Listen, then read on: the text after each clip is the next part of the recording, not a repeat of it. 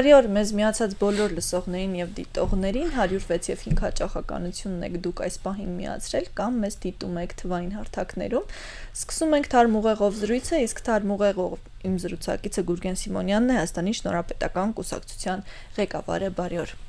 Շնորհակալ եմ շատ որ այստեղ եք պարոն Սիմոնյան Սիրով Ընտրություններից հետո նախ հասկանանք տրամադրությունները ինչպիսին են արդյոք այն տոկոսը որ դուք կարողացաք վաստակել ձեր սրտով էր, ձեր սրտով չէր, արդյոք սպասելիքները այդ մասով արդարացված են։ Անշուշտ տրամադրության առումով մարտական, որտեղ մենք մի կրակոցի համար չէինք եւ մեկ քաղաքական process-ի համար չէինք, ընդ որում ես ձեզ ասեմ, մեկ ամյա քաղաքական ուժի համար այն վստահության քվե, որ մենք ստացել ենք, դա ահռելի է։ Այն է թե 100-ից ավել քաղաքական ուժերի շրջանակում Հայաստանի Շնորհապետական Կուսակցությունը 6 քաղաքական ուժերից մեկն է խոշորագույն։ Ասել, որ սա մեզ համար գոհացուցիչ է, ոչ։ Իմ ակնկալիքները շատ ավելի բարձր էին, եթե կհիշեք, ես անգամ ասում եի 3-րդ տեղով ընթացող քաղաքական ուժ ենք, որ ձգտում ենք 2-րդ, գուցե եւ որոշակի հանգամանքներում առաջի տեղով ընթանալուն։ Եվ ես խորը համոզմունք ունեմ, որ դա հենց այդպես էլ որ կա, ուղղակի ընտրական գործընթացները միայն մեխանիկական քվեարկության եւ ձայների հաշվարկի process-ը չէ։ Ընտրական գործընթացը նաեւ տվյալ ուժին վարկանիշային առումով ցած բերելու գործընթացն է, ոչ հարիր եւ ոչ ոնց կարելի ավելի գեղեցիկ ձևակերպել, չնայած գեղեցիկ ձևակերպելու բան էլ չի, ոչ կեղտոտ մեթոդներով պայքարի շնորհիվ իջեցված վարկանիշն է, այլ օբյեկտիվորեն հանրային զգացմունքները մենք գիտենք, որ դուք շատ փայլուն տիրապետում եք իմ կոնկրետ հասցեին եւ մեր քաղաքական ուժի երկրորդ համարի եւ մի շարք այլ անձանց հետևից ինչ հերյուրյանքներ ասես չփորձեցին տարածել եւ տարածեցին եւ նման սահմանափակ ֆինանսական ռեսուրսներ ունեցող քաղաքական ուժ են Բնական է լուսանկար էր Քարոզ Արշավի ժամանակ տարածվում գուցե հանդիպած լինեք Որ մեկը որ դուք Նիկոլ Փաշինյանին հարող ուժերի հետ ունեք համատեղ լուսանկար եւ Այո կոնֆերանսի եմ մասնակցել այդ կոնֆերանսին որպես Եվ դա էր մեղադրանք Դե մեղադրանք էր վերլուծաբանին որը որ գիտության մարդ է եւ վերլուծաբան է կոնֆերանսների է մասնակցում ով ասես կարա տեղ լինի դա ես քաղաքական գործիչ չեմ եղել այդ լուսանկարի հրապարակման պարագայում եւ այդպիսի խառնի ճանաչ տեղեկատվության բաց թողումը, նաև աֆիլիացումը տարբեր ուժերի հետ, մերթ ասում էին պրոիշխանական է, մերթ ասում էին ընդդիմության հետ սերտ կապեր ունի, մերթ դրսի ուժերի հետ կապեր ունի եւ այլն, եւ սա չէր կարող իր նեգատիվ բացասական ազդեցությունը չթողներ հայ ժողովրդի հասարակության շրջանում եւ ամենազարհուրելի կեղծիքը եւ սուտը դա ձայն փոշիացնողի կարգավիճակն էր, մեզ որ փորձում էին տալ Շատերը ասում են ձեզ համակրում ենք, բայց եթե ձեզ ձայն տանք, քվե տանք, մեր քվեն կկորի։ Պարզ ասած, որովհետև մենք ուզում ենք ռեալ փոփոխությունների գնանք եւ չենք ուզում փոշիանա։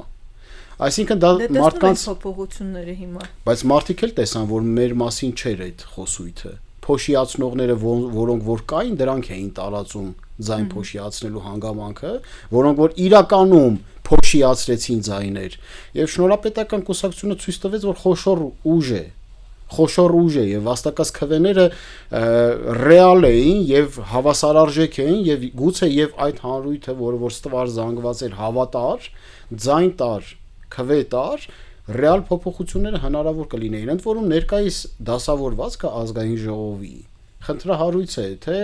Նիկոլ Փաշինյանի քաղաքական ուժի համար թե այն ուժերի, որոնք որ մուտք են գործել խորհրդարան, որտեղ փակուղային պատային իրավիճակ է ձևավորված։ Այդ հարցը մենք կհասցնենք անպայման քննարկել, մինչ դա մի մեղադրանք ես եւս լսել եմ, որ դուք վերցրել եք այն գաղափարախոսությունը, որը պատկանում է ԱԺԲ-ին եւ դուք իրենց ձայներն եք տանում դեպի ձեր ուժի մոտ Այդ սուտ է եւ ապա տեղեկատվություն է թող որևէ մեկը իրեն ճշմարտության վերին ինստանցիայի տեղը չդնի եւ որևէ մեկը որևէ ճշմարիտ ուղղություն կամ ռազմավարություն թող չսեփականաշնորհի իզուր թող չափները ճանաչեն ու վերընկնեն տեղները ի վերջո նման հերյուրյանքներ տարածողները Գուրգեն Սիմոնյանը գիտության մարդ է եւ իմ գիտական գործունեության ընթացքում եւ ես իմ ճշմարտության շրջանակն եմ ձևավորել Ես ազգային շահի արդիականացման հիմնախնդիրները թեմայով դիսերտացիա ունեմ պաշտպանած եւ Հայաստանի Հանրապետության հայ ժողովրդի ինքնության պայմանավորված եւ ռազմավարական քաղաքականության առումով իմ ճշմարտության շրջանակը ինքնուրույն եմ ստեղծել եւ այդ ճշմարտության շրջանակը ընկած է Հայաստանի շնորհապետական կուսակցության հիմքում որևէ մեկը թող սանձարձակություն չունենա ինչ որ մի ուղղություն որդեգրելու կամ սեփականաշնորհելու իրենց հոր տնից չեն բերել եւ որպես այդպեսին մենք որևէ մեկին չենք կրկնօրինակում այլ ընդհակառակը մենք զարգացնում ենք այդ հարացույցը այդ հնարավորությունների եւ ճշմարտության հարացույցը որը որ մեր գնահատմամբ Հայաստանի Հանրապետության ռազմավարական զարգացման համար պատշաճ հիմքեր են ընդ որում ես ձեզ մի բան ասեմ ձեր հիշատակած ուժը ի բնե երբևիցե այդքան արդյունավետություն եւ այդքան քվեներ չի վաստակել որքան Հայաստանի շնորհապետական կուսակցությունը եւ թող իրենց տեղը ճանաչեն ու չփորձեն հանկարծ պղտոր ջրում ձուկ որսալ այո պարոն Սիմոնյան մենք գիտենք որ 2%-ի շեմը հաղթահարած ուժերը կարողանում են պետական ֆինանսավորում ստանալ եւ դուք այդ թվում եք այո նախ ոնց եք այդ հարցին վերաբերում ու ձեր թափանցիկությունը մենք ինչպես ենք տեսնելու այդ գումարները հատկապես ինչի վրա են ծախսվելու արդեն պլանավորում եք եւ ինչ գումարի մասին է խոսքը կուզեմ որ դուք եթե հստակ արդեն թվեր գիտեք մեզ ներկայացրեք հստակ թվերի մասին չեմ կարող որևէ բան ասել ես որքան գիտեմ յուրաքանչյուր քվեն յուրաքանչյուր անհատի կողմից տրամադրված քվեն 1000 դրամի կարգի է հաշվարկվում եթե չեմ սխալվում գուցե եւ սխալվեմ ստուգել է պետք եւ ես դες ասեմ որ անգամ այդ մինիմալ հաշվարկները որոնք որ մեր ձեռքի տակ կան դա այնպիսի մի ահառելի գումարների մասին չի խոսքը Պարզապես դրանք գումարներ են հարկատուների շնորհիվ, որպեսզի կուսակցությունը իր կենսունակությունը կարողանա ապահովի մոտակա 5 տարիների ընթացքում։ Զուտ կենսունակությունը լինելու հարցը լուծի։ Գրասենյակային հարց բարելավի, որոշակի վճարովի ծառայություններից օգտվի եւ այլն պրոյեկտներ իրականացնի եւ այլն։ Ինչ վերաբերում է թափանցիկությանը, դա մեր կմահաճույքով չի պայմանավորված, դա օրենքով է պայմանավորված։ Եվ պարզապես կուսակցությունները եւ հարկային մարմին եւ հակակոռուպցիոն մարմին բարբերաբար հաշվետվություններ են ներկայացում եւ յուրաքանչյուր քաղաքացի որը չի զլանում ինքնուրույն կարող է ֆինանսական միջոցների մուտքերի, ելքերի եւ ծախսերի մասին սեփական ուսումնասիրություն իրականացնի կուսակցությունը դա բիզնես չի եւ ինչ որ մեկի սեփականությունը չի Ին ձեռքը չի դուրը բացել, չբացելը, որ մարդիկ ուսումնասիրեն թե չէ, դա բաց աղբյուրներում տեղադրված է, բաց աղբյուրներում հնարավոր է ուսումնասիրել եւ միանգամայն թափանցիկությունը օրենքով պայմանավորված պետությունն է ապահովում։ Այնպես որ եթե այդ ֆինանսական միջոցների հնարավորությունը մենք կունենանք եւ կկարողանանք բացազատել, դա մեր լինելության հարցը ընդհանրապես կհոգա մոտակա 5 տարիների ընթացքում, որ գոյություն ունենանք խոշորանանք եւ ի վերջո հիմնվել միայն դրա վրա սխալ կլինի։ Ես կոչ եմ անում ներողություն։ Ես կոչ եմ անում, որպեսզի Հայաստանի Հանրապետության քաղաքացիական հանրույթը նվիրատվությունների միջոցով շարունակի մեզ օժանդակել։ Հայաստանի Շնորհապետական կուսակցության բանկային հաշվի համարը կա, նաև անդամավճարների կերպով ենք մենք համալրում մեր ֆինանսական միջոցները բոլոր օրինական մեթոդներով։ Պետական վճարը մեզ հնարավորություն է տալու բարելավել ընդհանրապես գրասենյակային պայմանները որոշակի ֆինանսական ծախսեր հոգալ վճարովի ծառայություններից օգտվելու եւ որոշակի փոքր պրոյեկտներ իրականացնելու համար, բայց հաջորդ ընտրությունների համար լայնածավալ ֆինանսական օժանդակություն եթե չեղավ, ելի պատկերը տես կոպեկների մասին է լինելու, որը որ մենք տեսակ միլիոն դրամի շեմը հատած ծախսերի վերջի տեղով էինք մենք, բայց այդ ամբողջ սանդղակը որ կար, մենք 6-րդ տեղով էինք ընթանում ընդ որում 5-րդ տեղից միլիմետր հեռավորությամբ հետ։ Եվ ես էլի եմ պնդում, որ Հայաստանի Շնորհապետական կուսակցության քաղաքական կապիտալը եւ ներուժը 6-րդ տեղի մասին չի, սիրելիներ։ Ես երիցս պնդում եմ, որ Հայաստանի Շնորհապետական կուսակցության քաղաքական հնարավորությունը այսօր արդեն երրորդ, երկրորդ հնարավորություններով շարունակում է ընթանալ Եվ մենք հավակնելու ենք հաղթանակի, բացառապես հաղթանակի, որոշակի մանր մունր չգիտեմ ինչերի նման չենք ձգտելու ընդդիմափոխության, որտեղ ճոռոմաբանություն են։ Եթե քաղաքական ուժը միտված չի իշխանափոխության, ինքը ընդդիմություն դառնալու հավակնություն էլ չի կարող ներկայացնել։ Միայն ընդդիմության կարգավիճակում հայտնվում են այն քաղաքական ուժերը, որոնք իշխանափոխության են միտված լինում։ Այնքան դատարկաբարու են, որ այդ աքսիոմատիկ ճշմարտությունը, որը տարրական քաղաքագիտական գիտելիք է, չգիտեն։ Ինչա նշանակում մենք ձգտում ենք ընդդիմափոխության։ Այդ դեպքում քո գոյության իմաստը առհասարակ ո՞րն է։ Ամեն դեպքում մեզ լավ ընդդիմություն պետք է կարծում։ Միանշանակ, բայց այդ լավ ընդդիմությունը պետքա ձգտած լիներ իշխանափոխության, որ ժամանակի ու ժողովրդի ցանկությունների հարաբերակցությամբ ստանձնած լինի ընդդիմության կարգավիճակը։ Երբևիցե ոչ մի ուժ, որը ձգտում է նոր ընդդիմություն դառնալ, ամենածանրակշիռ ընդդիմություն դառնալ,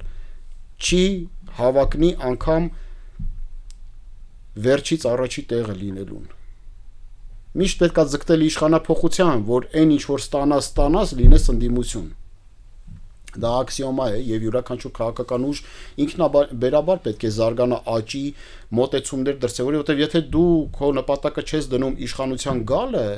դու ենթատեքստում չես տեսնում պատասխանատվության ստանձնման հանգամանք ամբողջ ժողովրդի Հայաստանի Հանրապետության քաղաքացիական հանրույթի եւ պետության ճակատագրի կրողի առումով նշանակում է դու ռազմավարական նշանակությամբ փաստաթղթերը չես զարգացրել, կադրային հնարավորությունները չես բացազատել, ստրեսային իրավիճակների հակաճգնաժամային լուծումներ ձեռքիդ տակ չկա եւ այլն եւ այլն։ Այսինքն եթե դու ցանկանում ես ընդդիմություն դառնալ միայն, նշանակում է դու արժանի չես ընդդիմություն լինելու։ Նախ պիտի լինել իշխան ձգտել իշխանության, հետո արդեն ժողովուրդը աստծո կամքը եւ նախախնամությունը եւ ժամանակները իրենց եւ ընտրությունների մեթոդով իհարկե իրենց որոշիչ կարիքտիրովկաները կանեն եւ པարզ կլինի թե դու որտեղում ես։ Պարոն Սիմոնյան, արդյոք կուսակցության ձևավորման սկզբից ֆինանսական այդ բարդ հարցերը ձեզ խնդիրների առաջ են կանգնեցրել հատկապես թիմ ձևավորելու հարցում, որովհետև թիմը կարևորագույնն է կուսակցության մեջ եւ որքան էլ վարչապետի տեխնացուին տեսնեն որպես առաջին դեմք լիդեր, ամեն դեպքում հետո շրջվում են նայում են թիմին, ովքեր են այդտեղ, ինչ ճանապարհով են միացել ու շատերը կարող են ասել, որ ֆինանսական պատճառներով է, որ լավ թիմ չի կարողանում ձևավորվել։ Չէ, ֆինանսական պատճառները կարող են ազդել միջին մակարդակի աշխատանքների որակական աստիճանի վրա։ Օրինակի համար ենթադրենք վարձում ես օպերատոր, ինչ աստիճանի օպերատոր մասնագետ կլինի կամ մոնտաժող, ինչ աստիճանի կլինի կամ ինչ ծառայություններից կօգտվես հաշվապահ, իրավաբան եւ այլն եւ այլն։ Այն աստիճանից հետո, երբ որ արդեն հարցը թևակողում է նվիրյալ լինելու հանգամանքին, այդտեղ կարող է համախմբվեն քեզ շատ արժեքավոր պրոֆեսիոնալներ առանց վարձավճարի, առանց ֆինանսական օժանդակության եւ եթե ֆինանսական հանգամանքել կա, ապա շուկայական արժեքից մի քանի անգամ ավելի ցածր արժեքով, նվիրալի կարգավիճակով համախմբվեն անձիկ, որոնց ներդրած ծառայությունները շատ ավելի լինեն, քան եթե ասենք դու Forbes-ի ցուցակներում տեղ գտած անձնավորություն լինեիր ու նախաձեռնեիր կուսակցաշինություն եւ փողի դիմաց նրանց հրավիրեիր։ Նվիրյալի ինստիտուտը շատ ավելի կարևոր է եւ այստեղ մի կարևոր հանգամանք կա։ Ես ուզում եմ ասել, որ մեր սիրելի ունկնդիրներն էլ հստակ յուրացնեն, լավ մասնագետ լինելը եւ գիտելիքները հաղորդելը, մանավանդ մեդիա գրագիտություն ունենալը, դրանք տարբեր բաներ են։ Եզակի դեպքերում է լինում, երբ որ լավ մասնագետի եւ մեջ ամփոփված է լինում նաեւ մեդիա գրագիտությունը եւ իր գիտելիքները պատշաճ, հավուր պատշաճի ներկայացնելու ձիրքը, այդ հնարավորությունը եւ դա վարժանքներով հասնելու հանգամանք է եւ այլն։ Կարող են լինել խիստ պրոֆեսիոնալ անհատականություններ, որոնք որ իրենց գիտելիքները այդ աստիճանի գրավչությամբ չկարողանան հանրությանը ներկայացնել, ինչ աստիճանի որ եզակիներ կարող են լինել։ Հիմա ստացվել է այնպես, որ կուսակցության առաջնորդը գիտության ոլորտի մարդ է, որ նաև հանրային գործունեությամբ է զբաղվել, վերլուծական մտքի առումով եւ լրագրողական հանրույթի հետ շփվելու առումով եւ մեդիա գրագիտության առումով անբարել է գիտելիքների եւ հմտությունների պաշար իր գիտելիքները գեղեցիկ կերպով ներկայացնելու համար։ Բայց դա չի նշանակում, որ թիմում ներգրաված անհատները պրոֆեսիոնալիզմի պակաս ունեն, եթե ինչ որտեղ չեն կարողանում գեղեցիկ փաթեթավորման, պատշաճ մթնոլորտով, պատշաճ կերպով ներկայացնեն հանրությանը, նկատի ունենալով նաև մեդիայի հետ աշխատանքի փորձի պակասը։ Որտեղ եկեք հասկանանք, որ տեսախցիկների առաջ խոսելը հեշտ չի։ Այո, եւ բոլորը կարողանում։ Այո, առավել եւս եթե դա դահլիճ է։ Դահլիճ է, բանավեճայի ֆորմատ է, եւ ֆոկուսի առումով դու ուշադրության կիզակետում ես։ Մի քանի հոգեբանական ստրեսային իրավիճակներից պետք է կարողանաս հաղթահարես դուրս գաս, վարժանքներ ունենաս, որ կարողանաս պատշաճ ներկայանալ։ Ասենք մեզ համար է դարձել դա սովորական, հիմա մենք շփվում ենք, ասես տեսախցիկների առաջ չլինենք, չէ՞, մենք կարող ենք այսպես զրուցել, անգամ սրճարանում առանց տեսախցիկների մոտ նստած լինելու եւ այլն, դա սովորական զրույց է։ Հիմա ինչ էական է, որ տեսախցիկը դա տեսանկարահանում է եւ ժողովուրդը հետո էկրաններով նայելու է։ Դա հմտություն է, որ պետք է կարողանաս զարգացնես եւ ես կարծում եմ, որ մոտ ժամանակներս նաեւ թիմին այդ հմտությունները մենք կտրամադրենք ու կտանք։ Ինչ վերաբերում է ֆինանսական ռեսուրսների սակավությանը, այո, դա ահռելի մեծ խնդրեմ էր մեզ համար, մանավանդ ինձ համար։ Դուք գիտեք, որ ես 2024 թվականի մայիսի 28-ին, երբ որ հայտարարեցի, առանց որևէ բազայի վրա հենվելու ես հայտարարեցի։ Եվ իմ խորին շնորհակալությունը Սփյուռքի եւ Հայաստանի Հանրապետության քաղաքանրությանը, որ միջև կուսակցության հիմնադիր համաժողովը եւ կուսակցության գրանցումը անհատ Գուրգեն Սիմոնյանի կողքը կանգնեցին եւ օժանդակեցին։ Դա ձեր անձնական հաջողությունն է, չէ՞ նաեւ։ Կարծում եմ դա իմ անձնական ձեռքբերում կարելի է համարել, որովհետեւ կոլեկտիվ ձեռքբերումների հնարավորությունը դեռ առջևում է։ Պարոն Սիմոնյան, հաղորդման սկզբում ասացիք, որ այն իրավիճակը, որ այս պահին ստեղծվել է, փակուղային է ազգային ժողովի տեսքի մասին եւ վիճակի մասին, չնայած մենք վերջնական արդյունքը դեռևս չգիտենք, արդյոք խորհրդարան անցած ընդդիմադիր ուժերը կվերցնեն մանդատները թե ոչ, վերջնական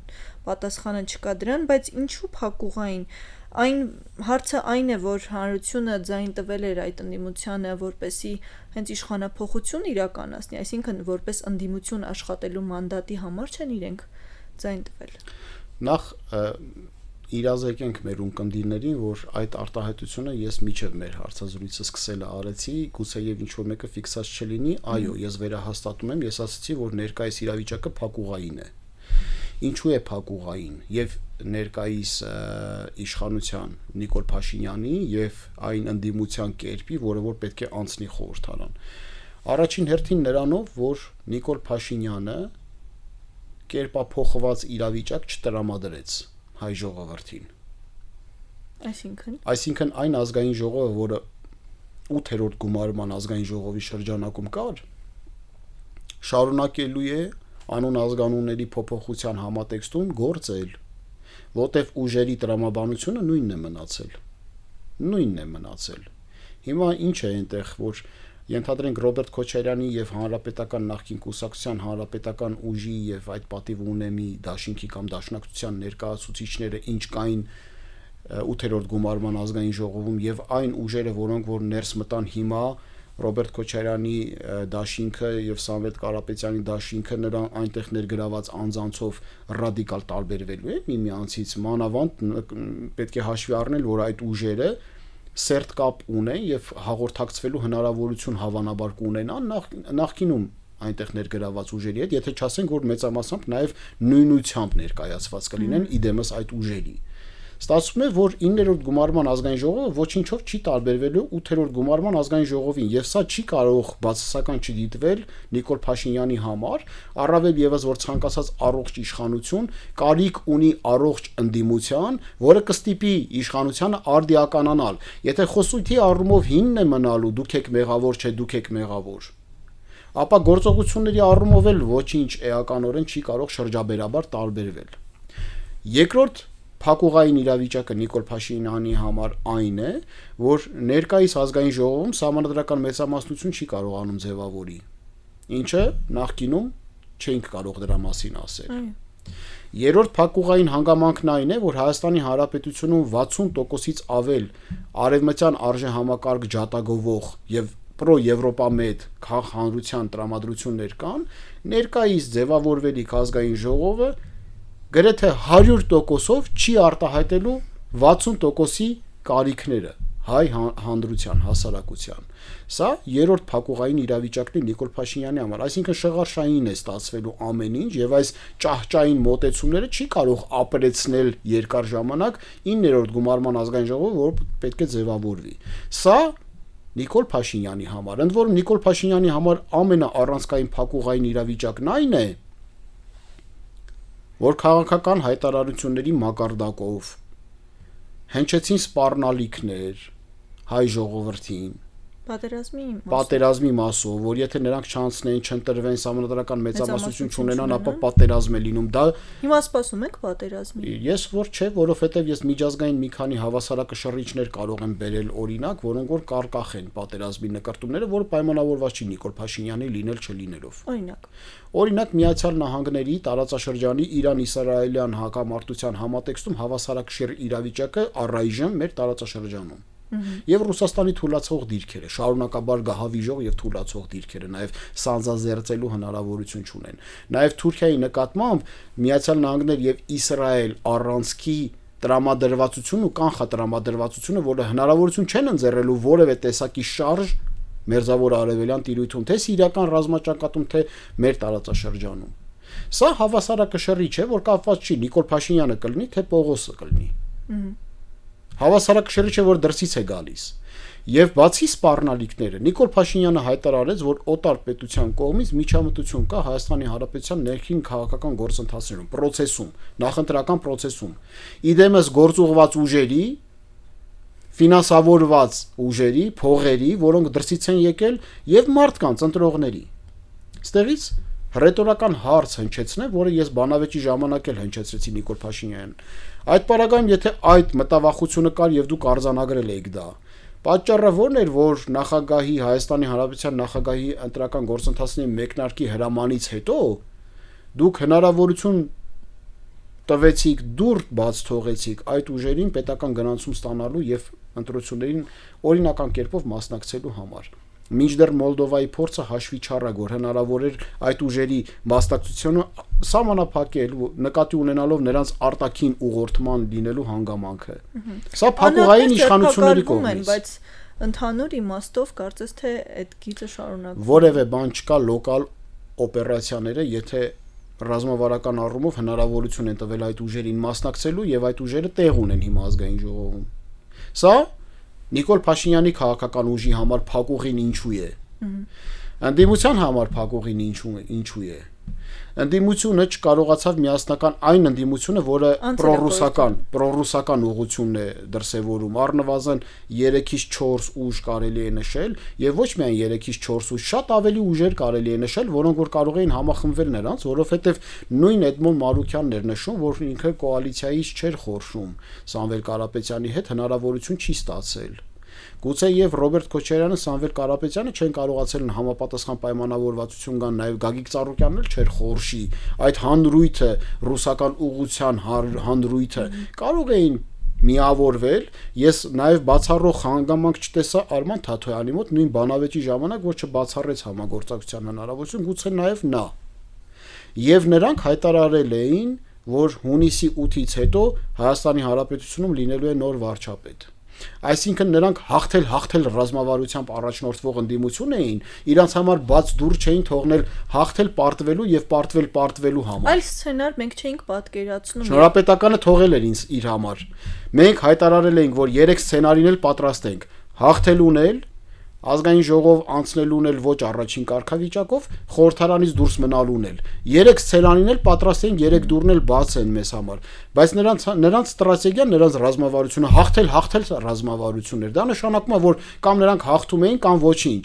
Այսինքն մանդատներ վերցնելը հիմա կդիտվի որպես պարտություն, ճիշտ եմ ես հասկանում։ Մանդատներ չվերցնելն էլ է դիտվում որպես պարտություն, հենց դա է ամբողջ աբսուրդը եւ փակուղայնությունը։ Մանդատները չեն վերցնում։ Նիկոլ Փաշինյանը խորհուրդ է տալիս հեղափոխություն իրականացնել։ Նիկոլ Փաշինյանը որպես գործադիր իշխանության նախկին ղեկավար, որը հələ չի հաստատվելու որպես նոր ղեկավար, իրավունք չունի նման հայտարարություններ անի, որտեղ հեղափոխությունը իր հայտարարությունով չի, դա ժողովրդական հանրային process-ներ են եւ դա տարերք է։